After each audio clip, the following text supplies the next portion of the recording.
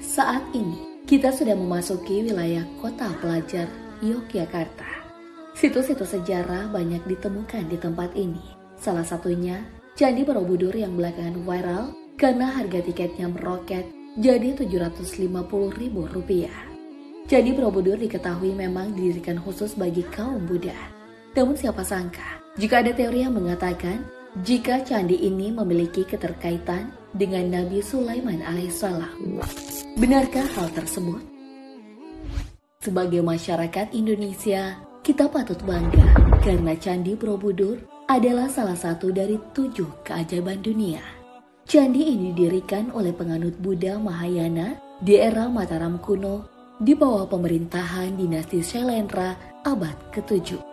Jika kita amati, ada sebuah tulisan di kaki tertutup dari candi ini yang berbentuk huruf Jawa kuno dan berasal dari huruf Pallawa. Keindahan Candi Borobudur memang sungguh memanjakan mata. Jika diamati secara detail, kita akan menemukan banyak keunikan dari candi ini. Maka tak heran jika monumen Buddha terbesar di dunia yang Anda saksikan selalu ramai pengunjung tiap harinya. Stupa utama terbesar terletak di tengah dan menjadi mahkota bangunan ini. Juga dikelilingi oleh 3 barisan melingkar. 72 stupa berlubang yang di dalamnya terdapat arca Buddha. Tengah duduk bersila dalam posisi teratai sempurna dengan sikap tangan Dharma Cakra Mudra. Tak ada yang mengetahui bagaimana bangunan dengan nilai estetik seperti Candi Borobudur diciptakan. Bahkan dilansir Wikipedia, siapa dan kenapa candi tersebut dibangun memang masih menjadi misteri. Namun ada seorang tokoh yang mengklaim penciptaan Candi Borobudur ada kaitannya dengan Nabi Sulaiman alaihissalam. Meski penciptaannya belum jelas, namun menurut ahli sejarah, Candi Borobudur tidak asal diciptakan. Peneliti di Bandung V Institute menuturkan, candi-candi di Pulau Jawa dibangun dengan sistem algoritmik, seperti pada program komputer. Pada Candi Borobudur sendiri, ada perpaduan teknologi yang tinggi, arsitektur serta jiwa seni, sehingga bangunan tersebut bisa ada. Candi Borobudur dibangun menggunakan kurang lebih 55.000 meter kubik batu yang setara dengan 2 juta bongkah batu. Tak hanya itu, jumlah reliefnya mencapai 1460 dan jika dipanjangkan bisa menyentuh jarak 3 km. Jika diperhatikan dengan seksama, bangunan ini sangat tinggi. Puncaknya bisa sampai 42 meter dengan lebar dasar 123 meter. Meski sudah berusia 12 abad, namun bangunan ini masih berdiri kokoh dan masih terus terpelihara. Ada yang menganggap jika simbol relief memiliki makna terselubung dengan kisah Nabi Sulaiman alaihissalam.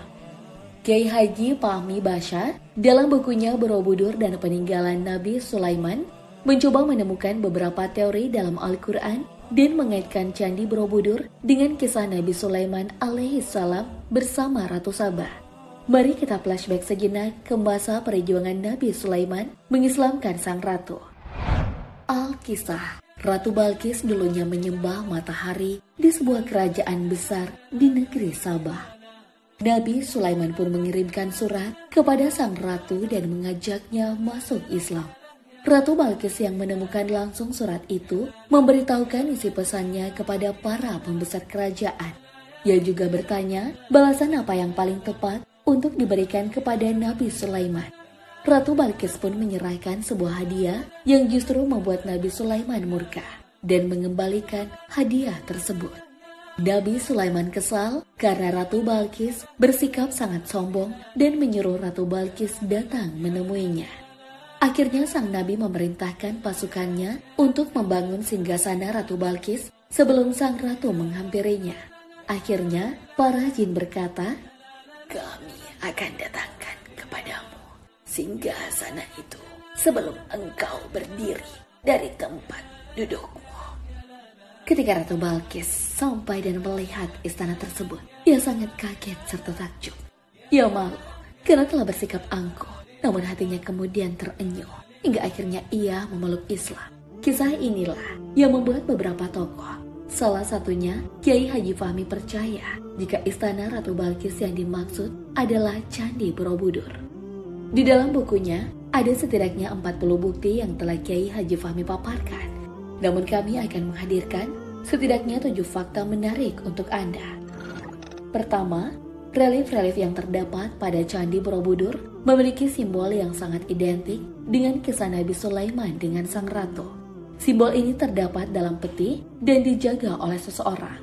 Kotak atau peti itu adalah tabut peninggalan Nabi Daud alaihissalam kepada Nabi Sulaiman alaihissalam. Di dalam kotak tersebut terdapat kitab Zabur, Taurat, dan tongkat Nabi Musa. Selanjutnya, setelah jin mengetahui jika Nabi Sulaiman alaihissalam wafat, jin rupanya menghentikan pembangunan. Namun di Borobudur juga terdapat patung yang belum tuntas pengerjaannya dan dikenal dengan Unfinished Solomon. Yang tak kalah mengejutkan adalah peran burung dan hewan dalam penciptaan bangunan tersebut yang terkandung dalam surah An-Naml ayat 20-22. Ternyata di Candi Borobudur ada beberapa relief yang juga bermotif bunga dan burung. Selain burung, ada juga motif lain seperti kuda, babi, monyet, anjing, hingga gajah. Sahabat beriman, alasan selanjutnya juga sangat mencengangkan. Kiai Basya mengungkapkan jika kata Saba memiliki arti berkumpul. Menurutnya, burung hut-hut hanya mengatakan Saba saat melaporkan ke Nabi Sulaiman karena tidak tahu nama daerah tersebut. Menurut sang kiai, tempat berkumpul tersebut di Candi Ratu Boko dan letaknya sekitar 36 km dari Borobudur. Dan kalau dihitung-hitung, masih sangat memungkinkan bagi burung-burung untuk melakukan perjalanan sekali terbang. Tapi dilansir Wikipedia dalam bahasa Al-Quran, Saba justru berarti kabilah dari Arab yang tinggal di Yaman. Masih menyoal misteri Saba yang ternyata menurut sang kiai, Saba adalah Wonosobo. Dalam surah Saba ayat 15 dijelaskan jika wilayah ini penuh dengan pepohonan. Sedangkan dalam kamus bahasa Jawi kuno yang disusun Dr. Maharsi, Wana berarti hutan. Sampailah pada kesimpulan jika Wonosobo adalah hutan Saba, beralih dari nama Saba ke Nabi Sulaiman alaihissalam. Menurut sang kiai, nama Sulaiman erat kaitannya dengan nama Jawa.